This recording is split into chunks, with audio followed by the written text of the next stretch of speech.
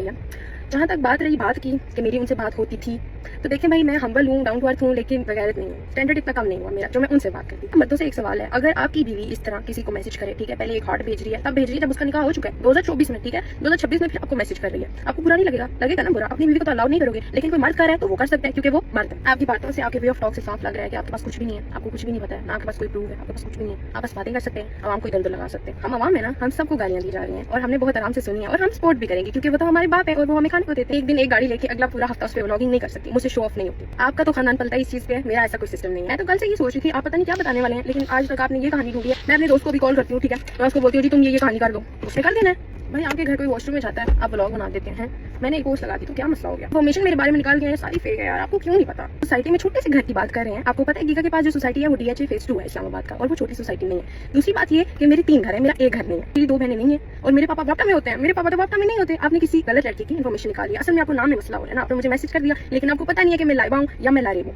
और अगर आपको मैसेज करना था ना, मैसेज करने का प्रोफेशनल वे होता है, जब आप किसी को पिच करते हो ना किसी कैंपेन के लिए, तो इस तरह से मैसेज नहीं किए जाते। अगर मुझे फेम चाहिए होता ना, मैं जब से ये बात हुई है उसके बाद 5-6 पॉडकास्ट कर चुकी होती। मेरे लिए तो यही बहुत बड़ी बदनसीबी है कि मैं अगर वायरल भी हुई हूँ तो आपके साथ मेरी तस्वीर हर पोस्ट पे आती है जो बड़ी जहर लग रही है। 5 मेरे जैसे खरीदेंगे, मेरी जो 1 महीने की इनकम है ना बेटा जी, वो आप पूरे साल में भी नहीं बनाते होंगे, ठीक है, ये देखने में साथ लगा रही हूँ। सैल्यूट टू ईमान जैसी लड़कियां जो आप जैसे मर्दों के साथ इतनी जिंदगी भी गुजार लेती हैं। अगर आप लोगों को लगता है कि मैंने फेम के चक्कर में किया, आप सब मुझे अनफॉलो। लारेब मलिक ने भी रजब भट्ट को एक्सपोज कर दिया। लारेब मलिक का कहना था अगर ईमान ऐसे शादी के बाद किसी लड़की को मैसेज करती तो वो गलत, अगर कोई लड़का करे तो वो ठीक। लारेब मलिक का ये भी कहना था कि मेरे इतने भी बुरे दिन नहीं है कि मैं इस घड़िया इंसान को मैसेज करूं जो लोग अपनी माँ बहन दिखाकर व्यूज लेते हैं। व्यूअर्स, इस बारे में आपकी क्या राय है? अपनी राय का इजहार कमेंट बॉक्स में लाजमी कीजिएगा। लारेब और रजब भट्ट में से कौन ठीक है?